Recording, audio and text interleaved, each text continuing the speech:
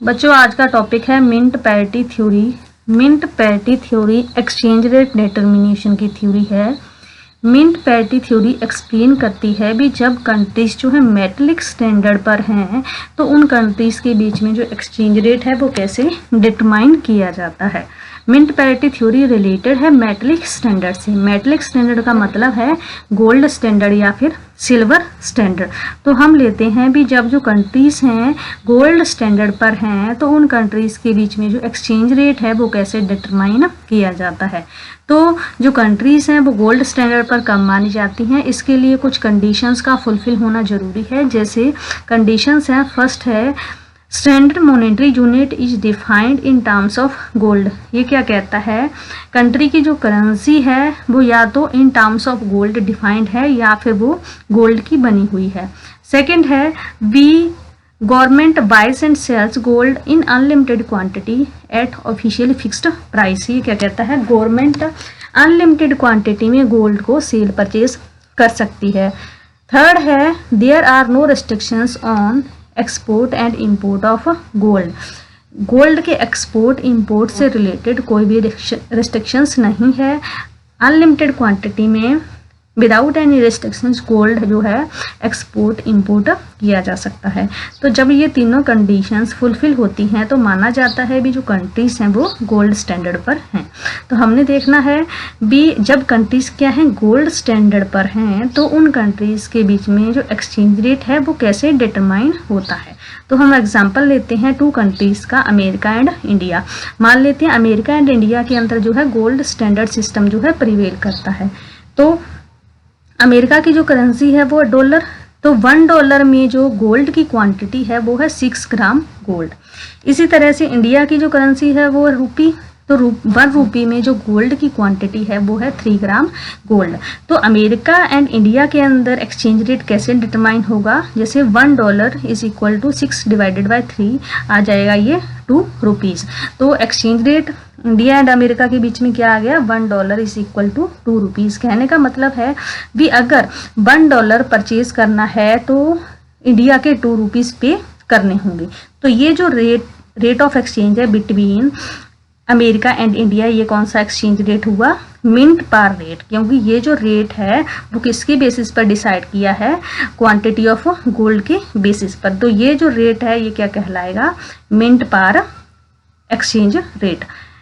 ये तो था हमारा सिंपल एग्जांपल। नेक्स्ट हम देखते हैं हिस्टोरिकल एग्जांपल। हिस्टोरिकल एग्जांपल में ये क्या कहता है, before world war first both England and America were on gold standard. प्रथम विश्व युद्ध से पहले जो England and America gold standard पर थे, तब जो ब्रिटिश की जो करेंसी है पाउंड, उसके अंदर जो गोल्ड की क्वांटिटी थी वो थी 113.0016 ग्रेन्स ऑफ गोल्ड। इसी तरह अमेरिका की जो करेंसी है डॉलर, उसमें जो गोल्ड की क्वांटिटी थी वो थी 23.2200 ग्रेन्स ऑफ गोल्ड। तो उस टाइम पर इन दोनों कंट्रीज के बीच में जो एक्सचेंज रेट था, जब ये दोनों कंट्रीज गोल्ड स्टैंडर्ड पर थी, तो 1 pound is equal to 113.0016 divided by 23.2200, तो ये आ गया $4.866। तो तब इन दोनों कंट्रीज के बीच में जो एक्सचेंज रेट था वो था 1 पाउंड इज इक्वल टू $4.8666। ये क्या था इन दोनों कंट्रीज के बीच में मिंट पार रेट, जिसको किसके बेसिस पर डिसाइड किया गया है, on the basis of gold.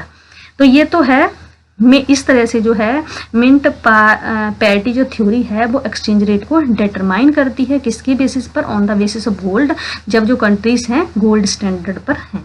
अब देखते हैं अभी जब जो कंट्रीज हैं गोल्ड स्टैंडर्ड पर हैं तो अगर वो आपस में इंटरनेशनल ट्रेड करती हैं तो उस इंटरनेशनल ट्रेड की पेमेंट वो कैसे कर सकती हैं। तो इसके लिए 2 तरीके हैं इंटरनेशनल ट्रेड की पेमेंट करने के लिए, या तो वो पेमेंट इन फॉरेन करेंसी करें या फिर जो पेमेंट है वो इन गोल्ड करें। तो अगर वो पेमेंट जो है फॉरेन करेंसी में करती हैं तो देखो हम ऊपर वाला एग्जांपल ले लेते हैं। मान लो जो अमेरिका है वो इंग्लैंड के साथ इंटरनेशनल ट्रेड करता है, तो मान लो अमेरिका ने क्या किया, इंग्लैंड से इंपोर्ट कर लिया। अब अमेरिका ने इंपोर्ट कर लिया तो अमेरिका को जो पेमेंट करनी होगी इंग्लैंड को, तो अमेरिका जो पेमेंट किस में करेगा, इंग्लैंड की कौन सी करेंसी है, पाउंड, तो अमेरिका किस में पेमेंट करेगा, पाउंड में पेमेंट करेगा। तो इस तरह से या तो अमेरिका फॉरेन करेंसी में पेमेंट कर सकता है, मतलब अमेरिका किस में पेमेंट करेगा, इंग्लैंड की पाउंड में। दूसरा है अमेरिका गोल्ड में भी पेमेंट कर सकता है, भी अमेरिका ने इंपोर्ट किया तो वो इंपोर्ट की पेमेंट गोल्ड में भी कर सकता है। तो वो दोनों तरीके से जो है इंग्लैंड को पेमेंट कर सकता है, पाउंड में भी पेमेंट कर सकता है और गोल्ड में भी पेमेंट कर सकता है। तो इस तरह से जब कंट्रीज गोल्ड स्टैंडर्ड पर हैं तो दो तरीके से पेमेंट की जा सकती है इंटरनेशनल ट्रेड की, या तो फॉरेन करेंसी में या फिर गोल्ड में। तो एग्जांपल लिया है हमने, अगर अमेरिका गोल्ड में पेमेंट करता है तो देखो गोल्ड के पेमेंट करने के लिए अगर वो गोल्ड को एक्सपोर्ट करेगा तो उसको जो है इससे रिलेटेड और खर्चे भी बियर करने पड़ेंगे। जैसे गोल्ड को अगर वो एक्सपोर्ट करता है तो गोल्ड के ट्रांसपोर्ट से रिलेटेड खर्चे, गोल्ड के पैकेजिंग से रिलेटेड खर्चे, गोल्ड की इंश्योरेंस से खर्चे। तो गोल्ड से अगर वो पेमेंट करेगा तो वो ये तीनों चीज़ों के जो खर्चे हैं वो भी पे करने होंगे। तो इस तरह से जो पेमेंट है वो फॉरेन करेंसी में भी की जा सकती है और पेमेंट जो है गोल्ड में भी की जा सकती है। तो अब हम देखते हैं भी जो है अमेरिका जो है कब जो किस लिमिट तक जो पेमेंट है वो फॉरेन करेंसी में पाउंड में करेगा और किस लिमिट से बाद वो जो है पेमेंट गोल्ड में करेगा। तो इस तरह से ये वाला जो हमने ऊपर निकाला था 1 पाउंड इज इक्वल टू $4.8666, ये हमारा कौन सा रेट था, मिंट पार रेट जो गवर्नमेंट ने फिक्स किया था। तो कौन किसके बेसिस पर, on the basis of gold. अब हम देखते हैं भी क्या इस एक्सचेंज रेट में जो गवर्नमेंट ने गोल्ड के बेसिस पर फिक्स किया है क्या इसमें भी फ्लक्चुएशंस हो सकती हैं। तो ये तो हो गया मतलब मिंट पार इक्विलिब्रियम एक्सचेंज रेट, तो इस रेट में भी फ्लक्चुएशंस हो सकती हैं। अब हम देखते हैं भी इस रेट में जो फ्लक्चुएशंस होंगी मिंट पार रेट में वो किस लेवल तक जो है फ्लक्चुएशंस हो सकती हैं, किस लेवल तक वो जो है चेंज हो सकता है। तो इसमें ना गोल्ड पॉइंट बता रखे हैं एक्सचेंज रेट में किस लेवल तक किस लिमिट तक जो है फ्लक्चुएशंस होंगी। 2 पॉइंट्स हैं गोल्ड के भी, जो फ्लक्चुएशंस होंगी मिंट पार रेट में वो मैक्सिमम तो अपर गोल्ड पॉइंट तक हो सकती हैं और मिनिमम जो है लोअर गोल्ड पॉइंट तक हो सकती हैं। तो फर्स्ट देख लेते हैं हम अपर गोल्ड पॉइंट को जो है गोल्ड एक्सपोर्ट पॉइंट भी कहते हैं। अब हम इसको कैलकुलेट करते हैं भी अपर गोल्ड पॉइंट जो है वो कैसे कैलकुलेट होंगे। इसका जो फॉर्मूला है वो है mint par rate plus gold transport expenditure. देखो मिंट पार रेट हमने कितना निकाला था, 1 पाउंड इज इक्वल टू $4.8666। तो हमने मिंट पार रेट ले लिया यहाँ पर 4.8666 प्लस गोल्ड ट्रांसपोर्ट एक्सपेंडिचर। जैसे हमने बताया था भी गोल्ड को अगर वो गोल्ड से पेमेंट करता है तो उसको ट्रांसपोर्ट के खर्चे, इंश्योरेंस के, पैकेजिंग के वो भी ऐड करने हुए। तो ये हमने असीम कर लिया, मान लो वो जो खर्चे हैं गोल्ड के ट्रांसपोर्ट, इंश्योरेंस एंड पैकेजिंग के वो आते हैं 0.02। तो ये टोटल जो आ गया वो आ गया हमारा 1 पाउंड इज इक्वल टू $4.886। भी अपर गोल्ड पॉइंट जो है वो आ गया उसका जो एक्सचेंज रेट आ गया वो 1 पाउंड इज इक्वल टू $4.886।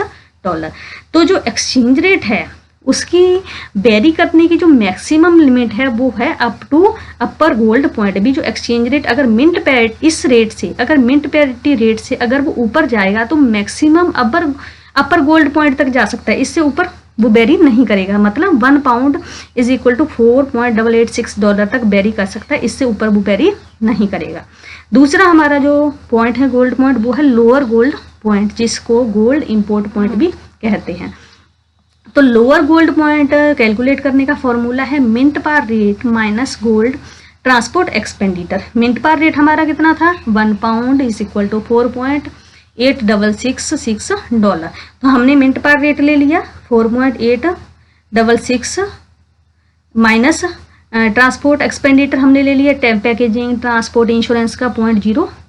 अब इसमें से क्या करेंगे, मिंट पार रेट में से ट्रांसपोर्ट एक्सपेंडिचर माइनस कर देंगे, ये आ जाएगा हमारा lower gold point 1 pound is equal to $4.846। तो अगर ये जो मिंट पार रेट है अगर ये बिलो जाएगा, वेरी करेगा, तो वो नीचे जाएगा मिनिमम यहाँ तक, लोअर गोल्ड पॉइंट तक नीचे जा सकता है। इस पॉइंट से जो एक्सचेंज रेट है वो इससे नीचे नहीं जाएगा। अपर लिमिट ये हो गई, अगर मिंट पार रेट बढ़ता है तो इस लिमिट तक बढ़ेगा, अगर नीचे जाता है तो लोअर गोल्ड पॉइंट तक नीचे जाएगा, इस पॉइंट से नीचे नहीं जाएगा और इस पॉइंट से ऊपर नहीं जाएगा। तो जो एक्सचेंज रेट है, मिंट पार जो एक्सचेंज रेट है वो इन दोनों लिमिट्स के बीच में वेरी करेगा। अभी अगर ऊपर जाएगा तो इस पॉइंट तक मैक्सिमम, अगर नीचे जाएगा तो मैक्सिमम इस पॉइंट तक जाएगा, इस पॉइंट से नीचे नहीं जाएगा। इसके बाद हम इसे देखते हैं with the help of diagram.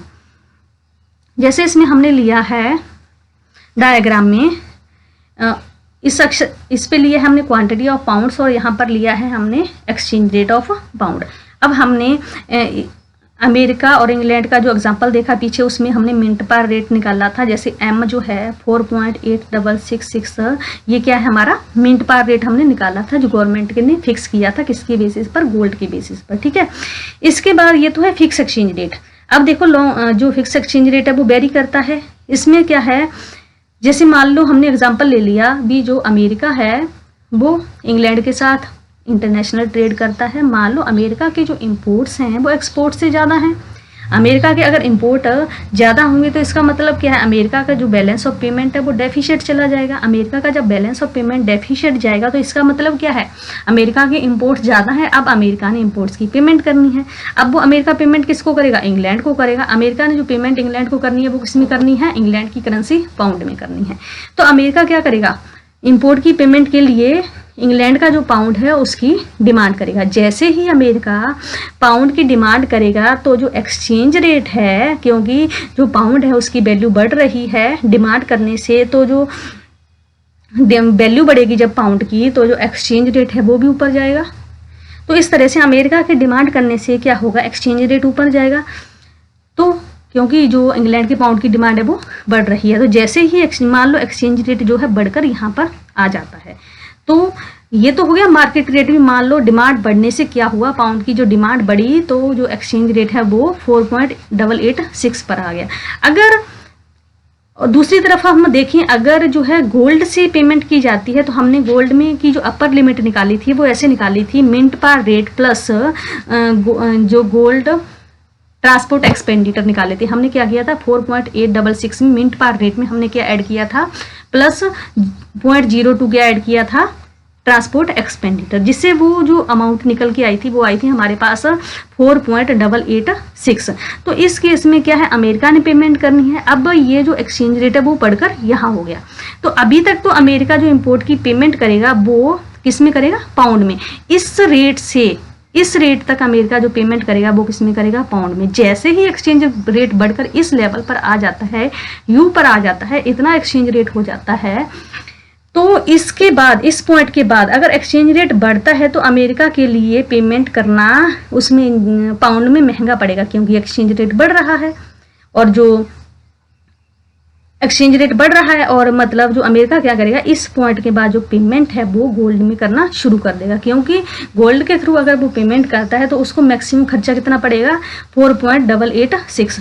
तो इस लेवल से यू से अगर ऊपर एक्सचेंज रेट जाता है, यहाँ जाता है, तो वो अमेरिका किस में पेमेंट करेगा, गोल्ड में करेगा। अगर एक्सचेंज रेट एम से यू के बीच में रहता है तो इस ड्यूरेशन में वो किस में पेमेंट करेगा, पाउंड में पेमेंट करेगा।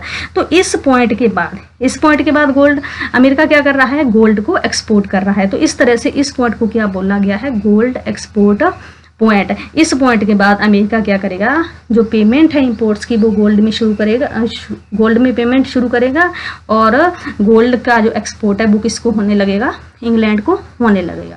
दूसरी तरफ ये वाला जो हमारा पॉइंट है, यहाँ पर क्या होगा, अमेरिका का जो बैलेंस ऑफ पेमेंट है वो क्या है, डेफिशिएट है, अनफेवरेबल है, और अमेरिका क्या कर रहा है, इस पॉइंट से ऊपर किस में पेमेंट कर रहा है, गोल्ड में पेमेंट कर रहा है।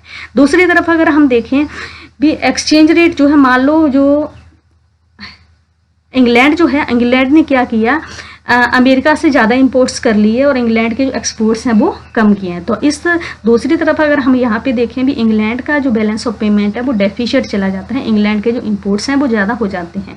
तो इस केस में क्या होगा, जो अमेरिका है उसका जो बैलेंस ऑफ पेमेंट है वो तो फेवरेबल आ गया, और जो इंग्लैंड है उसका बैलेंस ऑफ पेमेंट अनफेवरेबल आ गया। तो इस सिचुएशन में क्या हुआ, जो करेंसी की वैल्यू है वो किसकी बढ़ी, अमेरिका की बढ़ी, क्योंकि अमेरिका का जो डॉलर है उसकी वैल्यू इंक्रीज हो गई और जो इंग्लैंड है उसके पाउंड की वैल्यू डिक्रीज कम हो गई तो कम है, क्योंकि मतलब जो अमेरिका के वैल्यू बढ़ रही है तो इस तरह से जो एक्सचेंज रेट है वो नीचे जाएगा। एक्सचेंज रेट नीचे जाएगा तो इंग्लैंड ने अमेरिका की पेमेंट करनी है इंपोर्ट की, तो इंग्लैंड जो है इस मिंट पैरिटी रेट से M से लेकर L तक जो पेमेंट करेगा वो किस में करेगा, डॉलर में करेगा। जैसे ही एक्सचेंज रेट नीचे आ जाता है 4.846 पर आ जाता है, इस पॉइंट के बाद अगर इंग्लैंड अमेरिका की पेमेंट करता है तो वो किस में पेमेंट करेगा, गोल्ड में पेमेंट करेगा। तो इस तरह से यहाँ पर क्या कर रहा है, गोल्ड जो इंग्लैंड है वो क्या कर रहा है, गोल्ड को एक्सपोर्ट करेगा इस पॉइंट के बाद। तो ये क्या हुआ, गोल्ड इंपोर्ट पॉइंट हुआ, किसके लिए, क्योंकि इंग्लैंड तो एक्सपोर्ट कर रहा है गोल्ड को और अमेरिका उसको इंपोर्ट कर रहा है। तो ये क्या है, अमेरिका के लिए ये वाला जो पॉइंट है गोल्ड इंपोर्ट पॉइंट है, और अमेरिका के लिए ये वाला जो पॉइंट है वो गोल्ड एक्सपोर्ट पॉइंट है। तो इस तरह से जो एक्सचेंज रेट है, मिंट पैरिटी जो इक्विलिब्रियम एक्सचेंज रेट है वो मैक्सिमम जो वेरी कर सकता है वो यहाँ तक कर सकता है, और मिनिमम अगर वेरी करेगा तो वो यहाँ तक वेरी करेगा। इन दोनों लिमिट्स के बीच में मिंट पार रेट जो है वेरी करेगा, इससे ऊपर नहीं जाएगा और इससे नीचे नहीं जाएगा। तो इस तरह से जो है गोल्ड पॉइंट डिसाइड करते हैं जिनके बीच में जो है मिंट पार जो रेट है वो वेरी करता है। तो ये तो था विद द हेल्प ऑफ मतलब डायग्राम भी किस तरह से जो मिंट पार रेट है वो कहाँ तक जो है वेरी कर सकता है, कहाँ तक उसमें फ्लक्चुएशंस आती हैं। इसके बाद है इस थ्योरी की क्रिटिसिज्म क्या है, मिंट पैरिटी थ्योरी की। फर्स्ट है none of countries in the world is on gold standard. ये क्या कहता है, आज के टाइम में जो कोई भी कंट्री जो है वो गोल्ड स्टैंडर्ड पर नहीं है।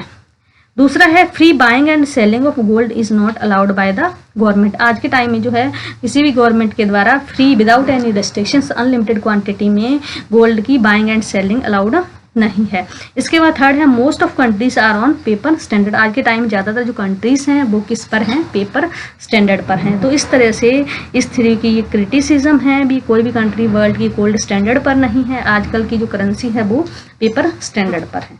तो आज का हमारा जो टॉपिक था वो यही था, मिंट पैरिटी